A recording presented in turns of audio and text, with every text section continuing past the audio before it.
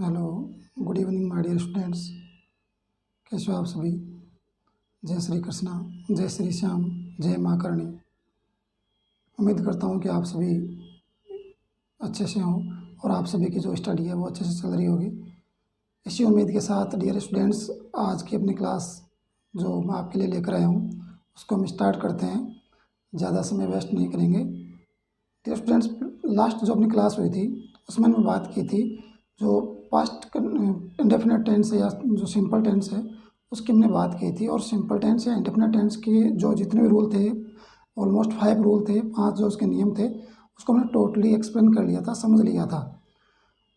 आज हम बात करने वाले हैं पास्ट टाइम की जो नेक्स्ट फेज़ है, पास्ट कंटिन्यूस, या यूँ कहूँ कि पास्ट प्रोग्रेसिव जो टेंस है उसका आज हम जिक्र करने वाले हैं, आज उसके बारे में पढ़ने वाले हैं। Dear students, past continuous tense के बारे में अगर बात करें तो पास्ट कंटिन्यूस जो टेंस है वो अगर देखा जाए तो that is very very important tense according to exam. ये बड़ा ही इम्पोर्टेंट पार्ट है आपके लिए टेंस का, या प्रोग्रेसिव भी इसको लिख सकते हैं, पास्ट कंटिन्यूस या प्रोग्रेसिव टेंस। ये बड़ा ही इम्पोर्टेंट टेंस है, ध्यान रखना डियर स्टूडेंट्स। चाहे आप जहाँ तक अगर मैं स्कूल लेवल की बात करूँ, अगर आपका टेंस टॉपिक अगर जुड़ गया है डियर स्टूडेंट्स, तो टेंस टॉपिक में ध्यान रखें कि पास्ट कंटिन्यूस टेंस जो है वो बड़ा ही इम्पोर्टेंट है। इम्पोर्टेंट क्यों है वो हम आज की क्लास में पढ़ने वाले हैं, या नेक्स्ट अपने इसके बाद में जो भी पास्ट कंटिन्यूस से रिलेटेड जो भी अपनी क्लास आने वाली हैं उनमें हम इस चीज़ को डिस्कस करेंगे कि क्यों ये इम्पोर्टेंट रहने वाला है। फिलहाल हम बात करते हैं कि पास्ट कंटिन्यूस है क्या। तो पास्ट की बात करते हैं तो पास्ट हमारे पास क्या है? पास्ट एक जो है टाइम को इंडिकेट करता है, समय को इंडिकेट करता है। और पास्ट होता क्या है डियर स्टूडेंट? पास्ट होता है बीता हुआ। पास्ट क्या होता है? बीता हुआ, या यूँ कहूँ कि जो अतीत हो चुका है, जो समय बीत चुका है, उसके लिए हम यूज़ करते हैं पास्ट का। और प्रोग्रेसिव की बात करें, कंटिन्यूस की बात करें, तो ऐसी कोई एक्टिविटी, ऐसा कोई कार्य या ऐसी वो कोई वर्ब जो पास्ट टाइम में एक्टिव रही हो या पास्ट टाइम जो कंटिन्यू चल रही थी, पास्ट टाइम में जो प्रोग्रेसिव थी, प्रोग्रेसिव फॉर्म में थी, उसको हम रखते हैं पास्ट कंटिन्यूस टेंस में। ध्यान रखिए dear students, past continuous tense के जो सेंटेंस होते हैं जनरली उनमें समय दिया हुआ हो भी सकता है और नहीं भी हो सकता। क्योंकि नॉर्मल अगर सेंटेंस की बात करें तो पास्ट कंटिन्यूस के जो सेंटेंस होते हैं उनमें वो कंजक्शन के साथ यूज़ होते हैं। इट मीन्स, मेरा कहने का मतलब ये है कि कंजक्शन के साथ ये सेंटेंस यूज़ होने वाले हैं। तो सीधी सी बात है डियर स्टूडेंट्स, एक सेंटेंस तो कंजक्शन के साथ जुड़ेगा नहीं, 2 सेंटेंस साथ जुड़ कर आएंगे कंजक्शन के साथ। और जब 2 सेंटेंस साथ जुड़ेंगे तो वहाँ पर कुछ रूल, कुछ नियम भी अप्लाई होते हैं जो हम पढ़ेंगे आज की क्लास में, और आगे जो भी नेक्स्ट क्लास आने वाली है उनमें पढ़ने वाले हैं। तो आज हम स्टार्ट करने वाले हैं पास्ट कंटिन्यूस को, और इसमें थोड़ा इसकी बेसिक्स को जान लेते हैं। तो पास्ट कंटिन्यूस टेंस में है क्या? पास्ट कंटिन्यूस में बात करने वाले हैं उस एक्टिविटी की, उस क्रिया की जो पास्ट टाइम में या बीते हुए समय में या अतीत में कंटिन्यू रही हो, या जो प्रोग्रेसिव फॉर्म में उसमें रही थी, उसको रखा जाता है पास्ट प्रोग्रेसिव या पास्ट कंटिन्यूस टेंस में। अगर देखा जाए डियर स्टूडेंट्स, तो यहाँ पर मैं अगर मैं फॉर्मूले की बात करूँ तो फॉर्मूले में हम क्या कर सकते हैं? फॉर्मूला इसका किस प्रकार से बनने वाला है? फॉर्मूले की बात करूँ तो हमारे पास सबसे पहले अकॉर्डिंग टू अपना टेंस क्या हो जाएगा? सब्जेक्ट हो जाएगा। उसके बाद में बात करूँ तो हमारे पास यहाँ क्या होगी? हेल्पिंग वर्ब होगी। उसके बाद में बात करूँ तो यहाँ पर हमारे पास क्या होगी? मेन वर्ब होगी। उसके बाद में यहाँ पर हमारे पास आगे क्या होने वाला है? मेन वर्ब के बाद में ऑब्जेक्ट होने वाला है, और ऑब्जेक्ट के बाद में हम बात करेंगे अदर की। सबसे पहले बात करेंगे सब्जेक्ट की, उसके बाद में हेल्पिंग वर्ब की, मेन वर्ब की, ऑब्जेक्ट की, और अदर की बात करने वाले हैं डियर स्टूडेंट्स। किसकी बात करेंगे? सब्जेक्ट की, हेल्पिंग वर्ब की, मेन वर्ब की, ऑब्जेक्ट की और अदर की। ये अकॉर्डिंग टू फॉर्मूले, हम फॉर्मूले के अकॉर्डिंग ये हम सब बात करने वाले हैं डियर स्टूडेंट्स। सबसे पहले बात करेंगे हम सब्जेक्ट की। सब्जेक्ट की बात करने से पहले एक चीज़ ध्यान रखें डियर स्टूडेंट्स कि पास्ट कंटिन्यूस के जो स्कूल लेवल के जो सेंटेंस होते हैं, या पास्ट कंटिन्यूस टेंस जब स्कूल लेवल के एग्जाम में आते हैं तो वहाँ पर वो नॉर्मली सिंगल सेंटेंस कभी नहीं आता, बहुत कम देखने को मिलता है। वो कंजक्शन से जुड़कर आते हैं और 2 सेंटेंस वो कनेक्ट होते हैं। तो वो बड़ा ही इंपॉर्टेंट हो जाता है, क्योंकि वहाँ पर आपके कंजक्शन से जुड़ते हैं। तो दो टेंस जो आपको है वहाँ पर दो टेंस की फॉर्म आपको वहाँ पर जो है यूज़ करनी होती है, वहाँ पर आपको फिलअप करनी होती है। दो टेंस आपको क्लियर वहाँ पर होनी चाहिए। तो यहाँ पर देखा जाए तो पास्ट कंटिन्यूस टेंस का फॉर्मूला हम बात करें, subject, helping verb, main verb, object और अदर। सबसे पहले सब्जेक्ट की अगर बात करूँ तो सब्जेक्ट की बात करें तो सब्जेक्ट हम हर क्लास में बात करते हैं, एक बार और देखते हैं। सब्जेक्ट की बात करें तो सबसे पहले हमारे पास सब्जेक्ट क्या होगा, सिंगुलर सब्जेक्ट। क्या होने वाला है डियर स्टूडेंट, सिंगुलर सब्जेक्ट। उसके बाद में अगर बात करूँ तो सब्जेक्ट क्या होने वाला है, प्लूरल सब्जेक्ट। क्या होने वाला है, प्लूरल सब्जेक्ट। सिंगुलर में बात करूँ तो हमारे पास एज इट इज हम क्या करने वाले हैं, ही, सी, इट, नेम। और उसके बाद में बात करेंगे सिंगुलर नाउन की। इसके बाद में बात करेंगे सिंगुलर नाउन की। अगर बात करूँ प्लूरल नाउन में, तो प्लूरल नाउन में ध्यान रखना डियर स्टूडेंट्स, यहाँ पर हम बात करेंगे यू, यहाँ पर हम बात करेंगे वी, यहाँ पर हम बात करने वाले हैं डियर स्टूडेंट्स दे, और बात करेंगे प्लूरल नाउन की। इसके बात करेंगे सिंगुलर में बात करेंगे ही, सी, इट, नेम और सिंगुलर नाउन की। और प्लूरल में बात करने वाले हैं डियर स्टूडेंट्स हम यू, वी, दे और प्लूरल नाउन की। डियर स्टूडेंट्स यहाँ मैंने आई नहीं लिखा, तो यहाँ पर को मैं आई को नोटिफाई करने वाला हूँ डियर स्टूडेंट्स कि आपका जो सब्जेक्ट आई होता है, आपका जो सब्जेक्ट आई होता है वो ध्यान रखना डियर स्टूडेंट्स। हमारे पास जितने भी टेंस हैं उन टेंस में दो टेंस ऐसे होते हैं। पहला होता है आपका प्रेजेंट कंटिन्यूस। पहला कौन सा होता है, प्रेजेंट कंटिन्यूस होता है। पहला प्रेजेंट कंटिन्यूस होता है और दूसरा होता है पास्ट कंटिन्यूस। दूसरा पास्ट कंटिन्यूस। इन दोनों ही टेंसेज में आपका जो आई होता है वो as a singular subject use होता है। ध्यान रखना dear students, I repeat again, I जो सब्जेक्ट होता है वो प्रेजेंट कंटिन्यूस और पास्ट कंटिन्यूस दोनों ही जो टेंस होते हैं उनमें आई को हम क्या मानते हैं, आई को हम as a singular subject use करते हैं। यानी कहने का मतलब ये है कि अगर प्रेजेंट इंडेफिनिट की बात करूँ तो आई के साथ में हेल्पिंग वर्ब यूज करते हैं एम। क्या यूज करते हैं, एम। और प्रेजेंट कंटिन्यूस में अगर आप आई के साथ एम यूज करते हो तो ये सिंगुलर फॉर्म को दर्शाता है सब्जेक्ट के लिए। और अगर पास्ट टेंस की अगर हम बात करें जो कि अपना अभी चल रहा है, तो पास्ट कंटिन्यूस की अगर बात करूं तो पास्ट कंटिन्यूस में भी इसके साथ क्या आने वाली है, singular helping verb, singular form जो आने वाली है आपके हेल्पिंग वर्ब के रूप में वो आप यूज करने वाले हो। प्रेजेंट कंटिन्यूस में हम यूज करेंगे आई के साथ एम, जो हमने पीछे पढ़ा है किया है। और अभी रिसेंटली जो पढ़ रहे हैं पास्ट कंटिन्यूस टेंस में, पास्ट कंटिन्यूस में हम यूज़ करने वाले हैं हेल्पिंग वर्ब के रूप में सिंगुलर फॉर्म। अब हेल्पिंग वर्ब हमारे पास क्या होगी वो हम देख लेते हैं। हेल्पिंग वर्ब हमारे पास होने वाली है वॉज और वर। हेल्पिंग वर्ब क्या होने वाली है डियर स्टूडेंट्स, वॉज और वर। सब्जेक्ट के बाद में हेल्पिंग वर्ब है और हेल्पिंग वर्ब के रूप में हमारे पास क्या है, वॉज और वर। अगर सिंगुलर सब्जेक्ट की बात करूँ तो सिंगुलर सब्जेक्ट के साथ क्या आने वाला है, सिंगुलर सब्जेक्ट के साथ आने वाला है डियर स्टूडेंट्स वॉज। क्या आने वाला है, वॉज। तो सीधी सी बात है, अगर सिंगुलर सब्जेक्ट के साथ अगर वॉज आ रहा है तो यहाँ आई के साथ भी क्या आएगा डियर स्टूडेंट्स, आई के साथ भी हम क्या यूज़ करेंगे, वॉज यूज़ करेंगे। उसका रीज़न क्या है, रीज़न मैंने ऑलरेडी आपको बता दिया कि आई जो है वो प्रेजेंट कंटिन्यूस और पास्ट कंटिन्यूस में सिंगुलर सब्जेक्ट के रूप में यूज किया जाएगा। एज ए सिंगुलर सब्जेक्ट वो यूज होता है, इसलिए यहाँ पर क्या यूज किया जाएगा, यहाँ पर आई के साथ वॉज यूज किया जाएगा, ना कि वर। बाकी जितने भी टेंसेस होते हैं सभी में आई क्या होता है, एज ए प्लूरल नाउन या प्लूरल सब्जेक्ट यूज होता है।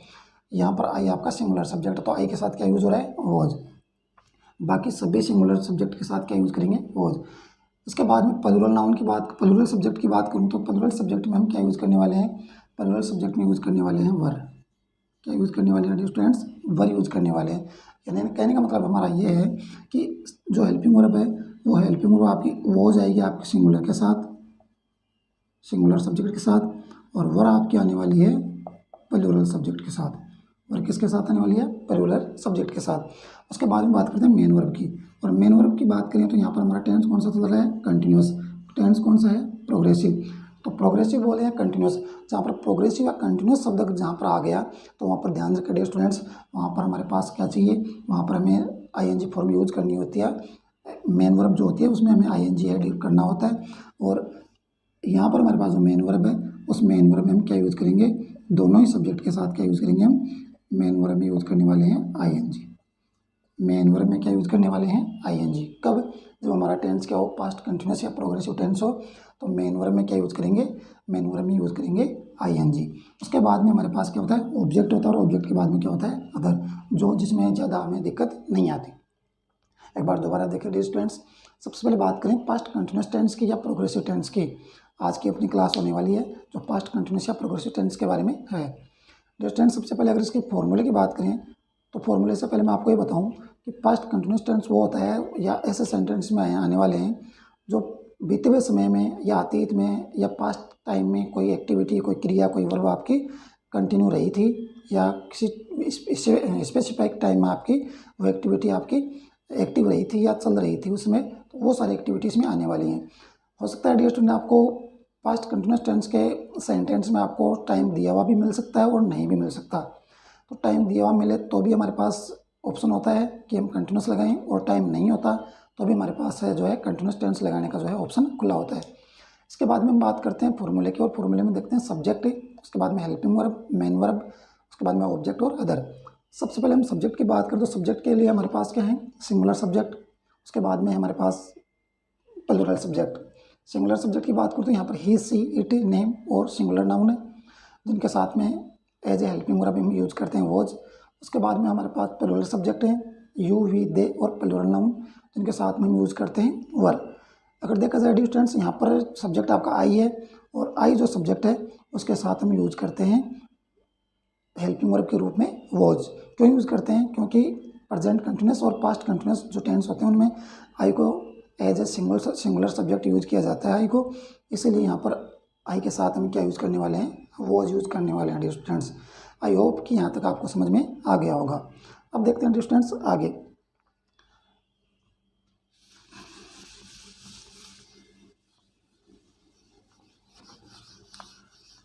और इसके बाद में देखें तो आपको पास्ट कंटिन्यूस टेंस के जो सेंटेंस होते हैं उनमें आपको टाइम दिया हुआ भी मिल सकता है और नहीं भी मिल सकता। तो ऐसे में पहले जनरल सेंटेंस हम करके देखते हैं ताकि आपको आगे ये चीज़ें समझ में आ जाएं अच्छे से। सबसे पहले बात करें तो इसमें अगर एज ए एडवर्ब कोई वर्ड आ सकता तो कौन सा आ सकता है, तो एज ए एडवर्ब अगर मैं बात करूँ डियर स्टूडेंट्स, अगर आपने पढ़ा हो तो पास्ट जो अपना कंटिन्यूस है, सॉरी प्रेजेंट कंटिन्यूस जो टेंस है जो हमने पढ़ लिया है, प्रेजेंट कंटिन्यूस टेंस में हमारे पास एडवर्ब थी, और एडवर्ब थी हमारे पास एट दिस टाइम, या यूँ कहूँ कि एट दिस मोमेंट,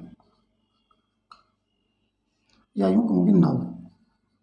इस प्रकार के कुछ एडवर्ब हमें देखने को मिली थी पास्ट प्रेजेंट कंटिन्यूस जब टेंस हम पढ़ रहे थे उस समय। देखिए ध्यान रखिए, अब हम पढ़ रहे हैं पास्ट कंटिन्यूस, तो जब प्रेजेंट पढ़ रहे थे तो प्रेजेंट की बात करते हैं, अब पास्ट पढ़ रहे तो पास्ट कंटिन्यूस की बात करेंगे।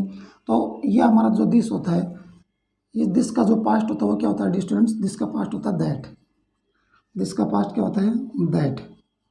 और नाउ का जो पास्ट होता है वो क्या होता है, नाउ का जो पास्ट होता है वो क्या होता है देन, क्या होता है देन। दिस का क्या होता है दैट, और नाउ का क्या होता है देन। जब हम नरेशन पढ़ते हैं या स्पीच पढ़ते हैं तो इन वर्ड का हम वहाँ पर यूज करते हैं, तो जब नरेशन पढ़ेंगे तो इनको और अच्छे से हम क्लियर करेंगे। यहाँ आपके लिए समझना इतना ही ज़रूरी है कि जब प्रेजेंट टेंस पढ़ते हैं तो आप एज एडवर्ब यूज होता है एट दिस टाइम या एट दिस मोमेंट या नाउ, और जैसे आप पास्ट कंटिन्यूस में चले जाओगे तो दिस की जगह क्या हो जाएगा दैट हो जाएगा। कहने का मतलब at that time, at that time ये हो सकता है as adverb, at that moment ये हो सकता है एज एडवर्ब, और नाउ का देन ये हो सकता है एज ए एडवर्ब। तो at that moment, at that time और देन ये आपके एज एडवर्ब यूज हो सकते हैं सेंटेंस में। कैसे यूज होते हैं हम सेंटेंस को करके देखते हैं ताकि आपको और भी ज़्यादा समझ में आ जाए डियर स्टूडेंट्स। तो यहाँ पर हम एग्जाम्पल देखते हैं, और एग्जाम्पल देख के किस प्रकार से करेंगे।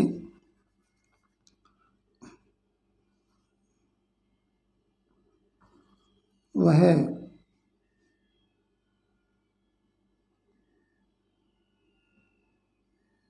बच्चा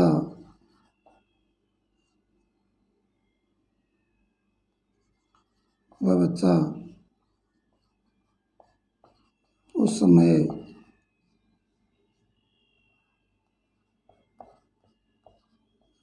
रो रहा था, वह बच्चा उस समय रो रहा था। ये हमारा पास्ट कंटिन्यूस का एक सिंपल सा सेंटेंस है डियर स्टूडेंट्स। इसको हम बनाने वाले हैं, इसके 4 जो सेंटेंस बनने वाले हैं, सबसे पहले अफर्मेटिव बनेगा, नेगेटिव बनेगा, इंट्रोगेटिव और इंट्रोगेटिव नेगेटिव बनने वाले हैं। तो चारों बनाकर देखते हैं। तो यहाँ सबसे पहले बात करते हैं हम अफर्मेटिव की। सबसे पहले बात करेंगे अफर्मेटिव की। और अफर्मेटिव कैसे बनने वाला है डियर स्टूडेंट्स, सबसे पहले बात करें तो दैट, वह बच्चा, तो किससे बनेगा, दैट चाइल्ड, दैट चाइल्ड या दैट बेबी भी हो सकता है, दैट चाइल्ड रो रहा था तो वॉज वीपिंग, इसको हम क्राई भी कर सकते हैं। दैट चाइल्ड वॉज वीपिंग या क्राइंग, बच्चा रो रहा था, उस समय रो रहा था। तो उस समय की बात करें तो यहाँ पर एट दिस टाइम लगा दो या एट दिस मोमेंट लगा दो, एक ही बात है, दोनों में से कोई सा भी आपका जो है सही है। तो यहाँ क्या हो जाएगा, उस समय, तो एट दैट टाइम, यानी उस समय जो बच्चा है वो बच्चा उस समय रो रहा था, that child was crying at that time हो जाएगा। यहाँ पर दिस यूज़ नहीं करेंगे डियर स्टूडेंट्स, क्योंकि अगर यहाँ पर प्रेजेंट कंटिन्यूस होता तो दिस यूज़ करते, और यहाँ उसकी जगह क्या हो जाता, यहाँ उसकी जगह हो जाता इस। ठीक है, यहाँ पास्ट कंटिन्यूस पढ़ रहे हैं तो दिस का दैट हो गया। इसके बाद में बात करेंगे नेगेटिव सेंटेंस की। और नेगेटिव कैसे बनेगा, नेगेटिव की बात करें, that child was not weeping, crying, weeping या क्राइंग दोनों में से कोई सा हो सकता है, eight that time, at that time हम उसको लिख सकते हैं। उसके बाद में बात करेंगे इंट्रोगेटिव की बात करेंगे। उसके बाद में हमारा जो है प्रश्नवाचक हो जाएगा इंट्रोगेटिव। इंट्रोगेटिव की बात करें तो किस प्रकार से इंट्रोगेटिव आपका होने वाला है, तो सबसे पहले बात करेंगे तो इंट्रोगेटिव में हमारे पास क्या होगी, 2 तरह के सेंटेंस बनेंगे। पहले बनेगा आपका हेल्पिंग वर्ब से बेस्ट, और दूसरा बनने वाला है आपका WH वर्ड से। तो सबसे पहले हेल्पिंग वर्ब से बनाकर देखते हैं। तो was that child, was that child weeping, या यहाँ पर कैट में लिख देते हैं हम क्राइंग एट दैट टाइम। और उसके बाद में हम बात करने वाले हैं क्वेश्चन मार्क की। तो मैंने ऑलरेडी आपको बताया कि इंट्रोगेटिव आपके 2 तरीके के बनने वाले हैं। तो was that child weeping crying at that time, और क्वेश्चन मार्क हो गया। और दूसरे प्रकार से आपका जो सेंटेंस बनेगा वो एक तो ये हो गया आपका, दूसरा बन जाएगा WH वर्ड से। तो इसी में हम WH वर्ड जोड़ देंगे तो दूसरे वाला भी बन जाएगा। तो इसी में अगर WH वर्ड जोड़ना चाहें तो कैसे जोड़ेंगे, कौन सा जोड़ेंगे इसमें, तो हम जोड़ सकते हैं, तो यहाँ पर हम वाई शब्द जोड़ देते हैं। क्या जोड़ते हैं, वाई। तो अब क्या इसका अर्थ हो जाएगा, वो जाएगा why was that child was कि weeping crying at that time, उस समय बच्चा क्यों रो रहा था। इसका अर्थ क्या हो जाएगा, उसमें बच्चा क्यों रो रहा था। और अगर ये वाई हटा देंगे तो ये आपका हेल्पिंग वर्ब से जो है शुरू हो जाता है। तो इस प्रकार से हम इसको कर सकते हैं, Y was that child weeping crying at that time. उसके बाद में बात करेंगे हम इंट्रोगेटिव नेगेटिव की। उसके बाद में हम बात करने वाले हैं इंट्रोगेटिव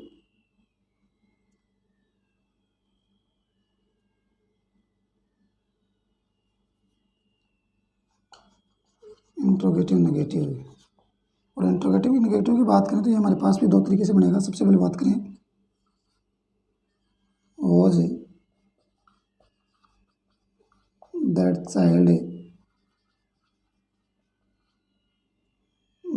चाइल्ड नॉट वीपिंग या क्राइंग लिख सकते हैं एट दैट टाइम हो जाएगा, एट दैट टाइम हो जाएगा, और आगे क्वेश्चन मार्क हो जाएगा। डियर फ्रेंड्स, अगर इसी सेंटेंस को हम दूसरी टाइप, सेकंड टाइप के हिसाब से लिखें, दूसरी तरीके से लिखें तो कैसे लिखेंगे, दूसरा तरीका ये हो जाएगा कि आपका जो वॉज है और ये आपका नॉट है, दोनों एक साथ लिख दिए जाएंगे। तो इस प्रकार से हो जाएगा आपका वॉजेंट हो जाएगा, और यहाँ से आपका नोट यहाँ से हट जाएगा क्योंकि ये शुरू में आपने लगा दिया। तो हो जाएगा वॉजेंट दैट चाइल्ड वीपिंग या क्राइंग एट दैट टाइम और क्वेश्चन मार्क हो जाएगा। अब देखिए डियर स्टूडेंट्स, इनको हम बात कर रहे हैं पास्ट टेंस में एडवर्ब की। तो एडवर्ब की बात करें तो प्रेजेंट टेंस में अगर आपका एट दिस टाइम या एट दिस मोमेंट होता है या नाउ होता है, उस चीज़ को हम पास्ट कर देते हैं और हमारे पास दिस का क्या हो जाएगा, दैट। तो एट दैट टाइम, और फिर उसके बाद में नेक्स्ट देखें तो एट दिस टाइम मोमेंट का हो जाएगा एट दैट मोमेंट, और नाउ का हो जाएगा देन। इस प्रकार से हम पास्ट कंटिन्यूस में इसको चेंज करके और एज एडवर्ब यूज कर सकते हैं, या एज एडवर्ब ये आपका एग्जाम में भी आ सकता है। तो उसके बाद में हम देखें तो फॉर्मूले में तो वह बच्चा उसमें रो रहा था, और ये एग्जाम्पल के तौर पर देखें तो इसके 4 सेंटेंस बन रहे हैं। अफर्मेटिव बन रहा है आपका, उसके बाद में बात करें तो नेगेटिव बन रहा है, उसके बाद में इंट्रोगेटिव और इंट्रोगेटिव नेगेटिव बन रहा है। तो यहाँ पर बात करें तो उस समय वह बच्चा उसमें रो रहा था, कैसे बनेगा, दैट चाइल्ड वॉज वीपिंग या क्राइंग एट दैट टाइम, ये आपका अफर्मेटिव हो गया। नेगेटिव में जाएंगे तो that child was not weeping या क्राइंग एट दैट टाइम हो जाएगा, ये आपका नेगेटिव हो गया नोट के साथ। उसके बाद में इंट्रोगेटिव की बात करें तो इंट्रोगेटिव 2 प्रकार से बनते हैं आपके, डब्ल्यू हेल्पिंग वर्ब से बनेगा, और हेल्पिंग वर्ब से बनेगा तो was that child weeping crying at that time और क्वेश्चन मार्क हो जाएगा। लेकिन डब्ल्यू एस वर्ड से बनाना चाहो तो शुरू में आप डब्ल्यू एस वर्ड यूज कर दो, डब्ल्यू एस वर्ड से ऑटोमेटिकली वो आपका एडजस्ट हो जाएगा अगर आप शुरू में डब्ल्यू एस वर्ड यूज कर देते हो तो। इंट्रोगेटिव नेगेटिव की बात करूँ तो आपका ये भी 2 तरीके से बनता है, वो दैट चाइल्ड वॉट, ये आपका इस प्रकार नॉट वीपिंग और क्राइंग एट दैट टाइम और क्वेश्चन मार्क हो जाएगा। और वॉज और नोट को दोनों को एक साथ लिखना चाहो तो एक साथ भी लिख सकते हैं। उसके बाद में अगर आपने शुरू में नोट को लगा दिया तो बीच में लगाने की जरूरत नहीं पड़ेगी, फिर आप कंटिन्यू सेंटेंस को एज इट इज लिख दोगे और आगे क्या लिखेंगे, एट लास्ट हम क्या करने वाले हैं डियर स्टूडेंट्स, एट लास्ट हम क्वेश्चन मार्क का यूज भी करने वाले हैं। तो आई होप कि ये चीज़ आपको समझ में आ गई होगी डियर स्टूडेंट्स। उसके बाद में हम बात करने वाले हैं dear students rule number first की, और रूल नंबर अपना फर्स्ट जो है वो क्या कहता है, रूल नंबर हम फर्स्ट की बात करेंगे। आई होप कि आपको ये चीज़ समझ में आ गई होगी।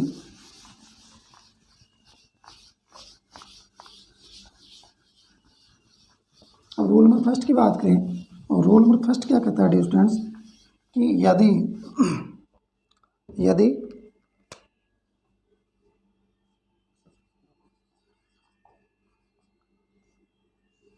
रूल नंबर फर्स्ट की बात करूं तो यदि narration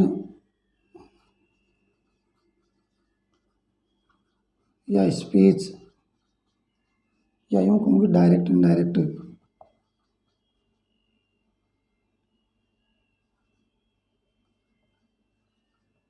direct and indirect, narration speech या डायरेक्ट या इनडायरेक्ट, ये आपका जो टॉपिक है ये आपके बड़ा ही इंपॉर्टेंट टॉपिक है जो आप लेटर हम पढ़ने वाले हैं आगे क्लास में।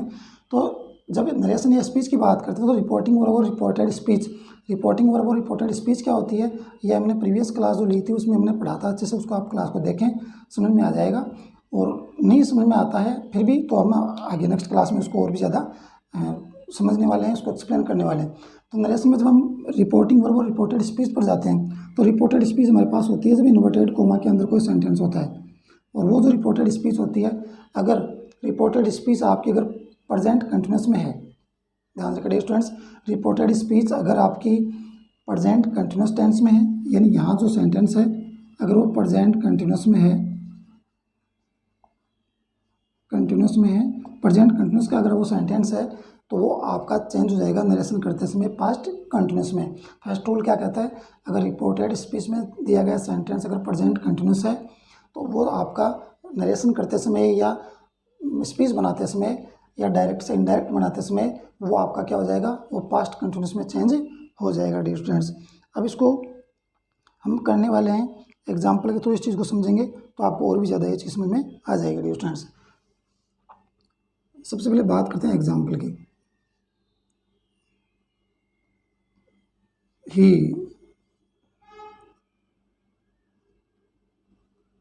he said to me, he said to me, और इन्वर्टेड कोमा में अगर बंद करें तो हम करने वाले हैं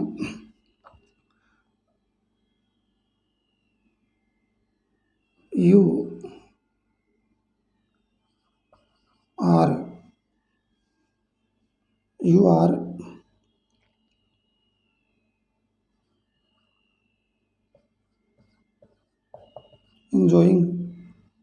are enjoying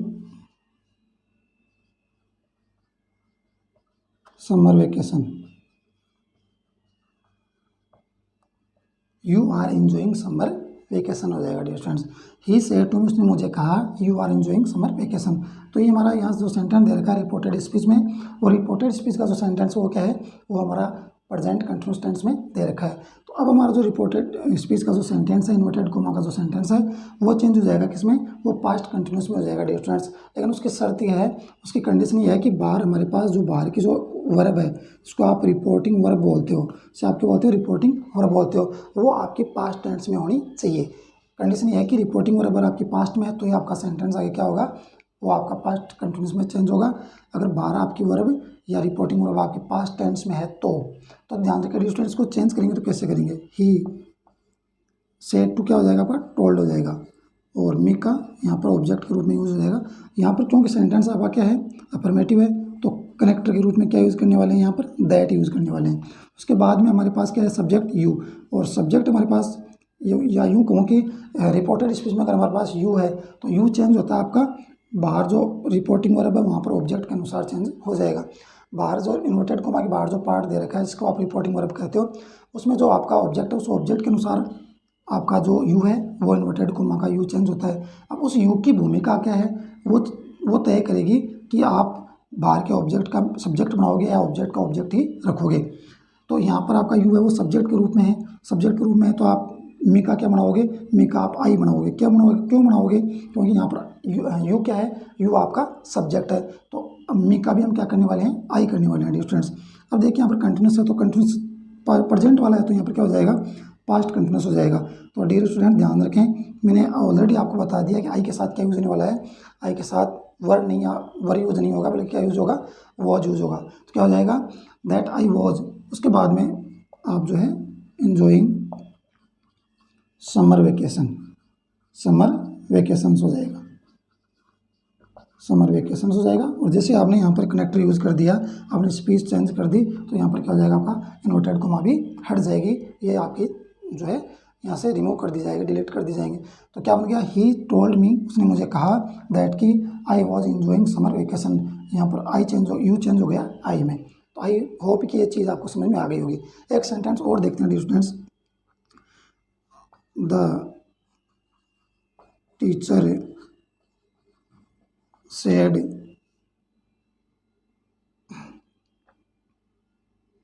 the teacher said, अब यहाँ पर हम कोमा में लिखने वाले हैं why, why R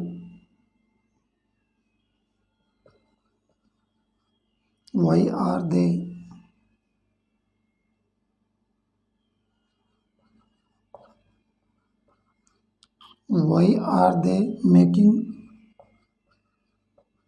A noise, why are they making a noise now.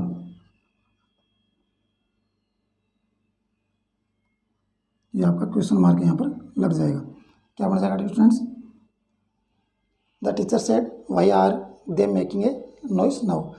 Teacher ने कहा कि वे जो है इस समय जो है शोर शराबा क्यों कर रहे हैं। तो ये सेंटेंस टीचर के द्वारा कहा गया है। तो इसको यहाँ पर देखिए, यहाँ पर इज एम आर और यहाँ पर आई एन जी है, तो कंटिन्यूस है प्रेजेंट, तो इसको चेंज किस में करने वाले हैं, इसको चेंज करने वाले हैं पास्ट कंटिन्यूस में।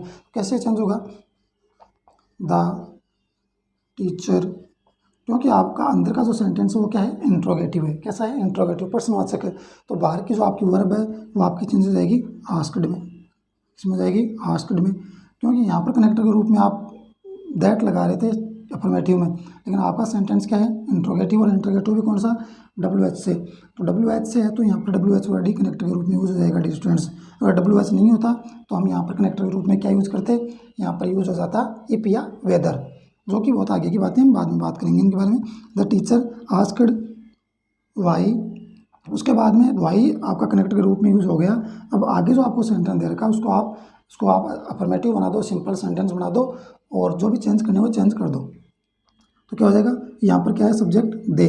और मैंने आपको बताया था, जो पीछे क्लास ली थी उसमें बताया था आपको प्रीवियस क्लास में, कि रिपोर्टेड स्पीच में आपके चेंज होने वाले सब्जेक्ट हैं वो है आई, यू और वी। रिपोर्टेड स्पीच में जो आपका आई, वी और यू है वो ही चेंज होते हैं। आई और वी चेंज हो जाते हैं आपके सब्जेक्ट के अनुसार, आई और वी चेंज होते हैं किसके अनुसार, सब्जेक्ट के अनुसार। और यू चेंज होता है आपका ऑब्जेक्ट के अनुसार। बाकी कोई आपका सब्जेक्ट आता है तो वो अनचेंज रहता है, वो चेंज नहीं होता। तो यहाँ पे क्या हो जाएगा, दे, यहाँ क्या हो जाएगा, दे। ध्यान से डियर स्टूडेंट्स, अब सेंटेंस को हम अफर्मेटिव बना रहे हैं, साधारण बना रहे हैं। तो दे आ गया, उसके बाद में ये आपका इधर आ गया, चेंज हो गया, तो ये आपका इधर आने वाला है। देखो दे और आर को हमने क्या कर दिया, रिप्लेस कर दिया, यानी कि जगह चेंज कर दी, क्योंकि अफर्मेटिव बना रहे हैं। तो ये आपका दे का क्या हो जाएगा, अब चेंज होकर के वर हो जाएगा। क्या हो जाएगा, वर हो जाएगा। तो वाई देवर, उसके बाद में क्या हो जाएगा, मेकिंग ए नॉइस। और नाउ का अभी थोड़ी देर पहले आपको बताया था फ्रेंड्स, क्या हो जाएगा, देन हो जाएगा। तो क्योंकि आप वाई लगाने के बाद में सेंटेंस को सिंपल कर रहे हो, अफर्मेटिव कर रहे हो, सकारात्मक कर रहे हो, इसलिए हम ध्यान रखें डियर स्टूडेंट्स, आगे क्या कर रहे हैं, आगे क्वेश्चन मार्क हम हटा देते हैं। तो आप देख सकते हैं पहला सेंटेंस क्या था। सबसे पहले रूल की बात करते हैं। तो रूल फर्स्ट क्या कहता है, नरेशन स्पीच या डायरेक्ट इनडायरेक्ट बनाते समय अगर इन्वर्टेड कोमा में दिया हुआ सेंटेंस का अगर आपका प्रेजेंट कंटिन्यूस है तो उसको पास्ट कंटिन्यूस में हम चेंज करते हैं। शर्त उसकी यह है कि बाहर जो आपकी जो वर्ब दे रखी है वो आपकी पास्ट में होनी चाहिए, पास्ट टेंस में होनी चाहिए।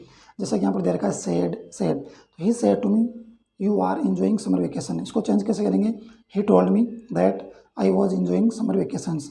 उसके बाद में नेक्स्ट जो अपना सेंटेंस हुआ है, that teacher said why are they making a noise now, और आगे क्वेश्चन मार्क है। तो ये आपका सेंटेंस चेंज हो जाएगा। आपका इंट्रोगेटिव है, the teacher asked why they were making a noise, और एंड में जो सबसे इंपॉर्टेंट चीज़ है वो है कि हम क्वेश्चन मार्क को हटा देते हैं। क्यों हटा देते हैं डियर स्टूडेंट्स, वो हटाने का रीज़न ये है कि हम सेंटेंस को क्या कर दिया, हमने हेल्पिंग वर्ब को हेल्पिंग वर्ब की जगह लगा दिया, सब्जेक्ट को सब्जेक्ट की जगह लगा दिया, और जो डब्ल्यू एस वर्ड आया था उसको हमने कनेक्टर की तरह यूज कर दिया। तो सेंटेंस क्या हो गया, सेंटेंस वो आपका सिंपल सेंटेंस हो गया। इंट्रोगेटिव आपका जो डब्ल्यू एस वर्ड के बाद में लगाने के बाद में, या फिर यूँ कहूँ कि सेंटेंस को अफर्मेटिव करने के बाद में आपका क्वेश्चन मार्क हट गया। आई होप कि ये चीज़ आपको समझ में आ गई होगी डियर स्टूडेंट्स।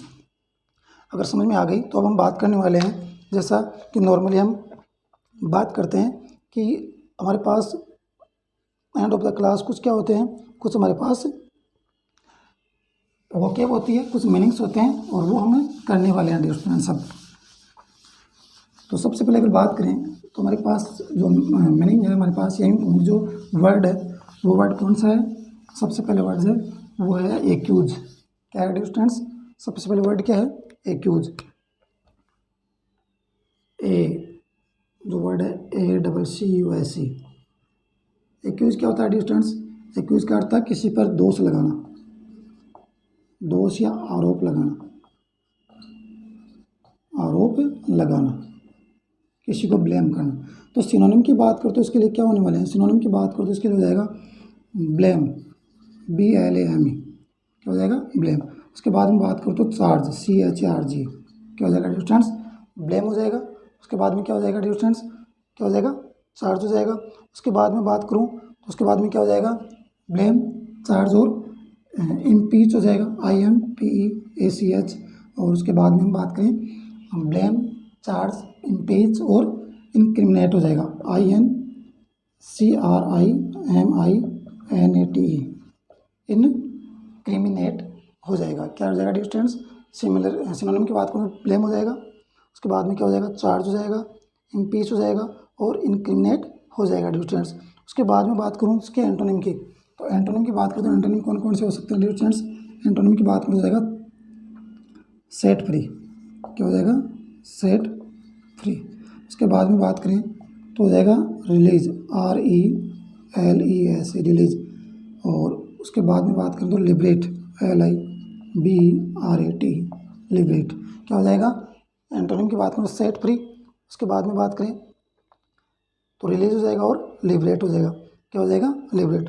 तो उसके बाद में अगर बात करें दूसरा अपना जो वर्ड है वो क्या हो जाएगा डियर स्टूडेंट्स, सेकंड जो अपना वर्ड होगा अचीव, ACHIVE। और अचीव क्या होता है डियर स्टूडेंट्स, अचीव का अर्थ प्राप्त करना या हासिल करना, प्राप्त करना या हासिल करना। इसको हम कंप्लीट के अर्थ में भी ले सकते हैं। किसके अर्थ में ले सकते हैं डियर स्टूडेंट्स, कंप्लीट के अर्थ में भी ले सकते हैं। कैसे, सबसे अगर सिनोनिम की बात करूं तो सिनोनिम क्या होगा इसका, सिनोनिम हम लिखते हैं अकम्प्लिश, ACCOMPLISH, क्या लिख सकते हैं, ACCOMPLISH। उसके बाद में बात करेंगे तो हो जाएगा गेट, उसके बाद में बात करें तो रिसीव, RECIVE रिसीव। उसके बाद में बात करें तो हो जाएगा आपका ऑब्टेन, OBTAIN। उसके बाद में बात करें तो अटेन, ATTAIN। क्या क्या हो जाएगा डियर स्टूडेंट्स, देखिए एक बार दोबारा। सिनोनिम की बात करें तो अकम्प्लिश हो जाएगा। उसके बाद में बात करें तो क्या हो जाएगा, गेट हो जाएगा। उसके बाद में क्या हो जाएगा, गेन के बाद में रिसीव हो जाएगा, ऑब्टेन हो जाएगा, और उसके बाद में आपका अटेन हो जाएगा डियर स्टूडेंट्स। उसके बाद में अगर बात करें, उसके बाद में बात करें तो क्या हो जाएगा, गेन हो जाएगा, गेन क्या हो जाएगा, गेन। और उसके बाद में बात करें तो एक्वायर हो जाएगा, ACQUIRE क्या हो जाएगा, अकम्प्लिश हो जाएगा, गेट हो जाएगा, रिसीव हो जाएगा। उसके बाद में बात करें तो ऑब्टेन, उसके बाद में अटेन, गेन और एक्वायर इसके क्या हो जाएंगे, सिनोनिम हो जाएंगे डियर स्टूडेंट्स। उसके बाद में एंटोनिम की बात करें तो एंटोनिम क्या हो जाएंगे डियर स्टूडेंट्स। एंटोनिम की बात करें तो यहाँ पर हम बात करने वाले हैं, सबसे पहले बात करेंगे फेल, FAIL। उसके बाद में बात करें तो लूज, ये आपका लॉस हो जाएगा, फेल। उसके बाद में क्या हो जाएगा, लॉस हो जाएगा। और उसके बाद में बात करें तो गिव अप हो जाएगा, क्या हो जाएगा, गिव अप। और डिनाउंस हो जाएगा, DENOUNCE क्या हो जाएगा डियर स्टूडेंट, दोबारा देखें, फेल हो जाएगा। उसके बाद में लॉस हो जाएगा। उसके बाद में बात करें तो आपका गिव अप हो जाएगा, और क्या हो जाएगा स्टूडेंट्स, रिनाउंस हो जाएगा, क्या हो जाएगा, रिनाउंस, क्या हो जाएगा, रिनाउंस हो जाएगा स्टूडेंट्स, रिनाउंस हो जाएगा। तो आई होप कि एक बार दोबारा देखें इन चीज़ों को, आपको समझ में आ जाएगा। एक्यूज का अर्थ क्या होता है, दोष लगाना या आरोप लगाना। सिनोनिम की बात करें, सिनोनिम क्या हो जाएगा, blame, charge, impeach, incriminate. Antonym की बात करें तो सेट फ्री, रिलीज और लिबरेट। अचीव की बात करें तो प्राप्त करना इसका अर्थ होता है। उसके बाद में बात करें तो अकम्प्लिश हो जाएगा। उसके बाद में get, receive, obtain, attain, gain और एक्वायर इसके सिनोनिम होंगे। एंटोनिम की बात करें तो फेल हो जाएगा, लूज हो जाएगा। उसके बाद में बात करें तो गिव अप हो जाएगा, और उसके बाद में क्या हो जाएगा, रिनाउंस हो जाएगा डियर स्टूडेंट्स। तो आई होप कि ये जो भी आपको आज की जो क्लास में जो कुछ भी आपको समझाया गया, बताया गया, या यूँ कहूँ कि आज के जो ये आपके एंड ऑफ द क्लास कुछ वर्ड जो हैं हर क्लास में यूज़ पढ़ते हैं, वो आपको समझ में आ गए होंगे। आज की क्लास आपको अच्छे से समझ में आई होगी। आई होप कि आज जो भी आपके पास्ट कंटिन्यूस में हम पढ़ रहे थे, अब तक जो हमने क्लास में पढ़ा है, समझ में आया होगा। नेक्स्ट डियर स्टूडेंट, नेक्स्ट जो अपनी क्लास होने वाली है, next class that is very very important, वो क्लास अभी बहुत ही इंपॉर्टेंट होने वाली है डियर स्टूडेंट। तो उस क्लास को आप देखना ना भूलें, क्योंकि उसमें हम बात करने वाले हैं कुछ ऐसे रूल्स की जो कहीं ना कहीं आपके पास्ट कंटिन्यूस को बड़ा ही इंपॉर्टेंट और काफ़ी जो है उसको बड़ा इंपॉर्टेंट बना देते हैं, काफ़ी महत्वपूर्ण टेंस को बना देते हैं। कुछ रूल हैं जो हमें अकॉर्डिंग टू टेंस हम पढ़ने वाले हैं, जो अकॉर्डिंग टू अपनी स्कूल लेवल के अकॉर्डिंग अपने एग्जाम पेपर में आते हैं। बेसिकली रूल बहुत बार पूछे जाते हैं, हर बार पूछे जाते हैं डियर स्टूडेंट्स। जैसे मैं बात करूँ रूल नंबर 1 and 1, बात करूँ मैं रूल नंबर 2 and 2, बात करूँ मैं रूल नंबर 1 and 2, बात करते हैं रूल नंबर 1 and 3। तो ये कुछ रूल्स हैं जो हम पढ़ेंगे, किस प्रकार के वो रूल होने वाले हैं, कैसे उनको आपको करना है, इसके लिए आप बने रहिए नेक्स्ट क्लास के लिए। तब तक के लिए आप मुझे इजाज़त दीजिए, नेक्स्ट क्लास के लिए फिर से मैं हाजिर रहूँगा। तब तक के लिए मुझे आज्ञा दीजिए।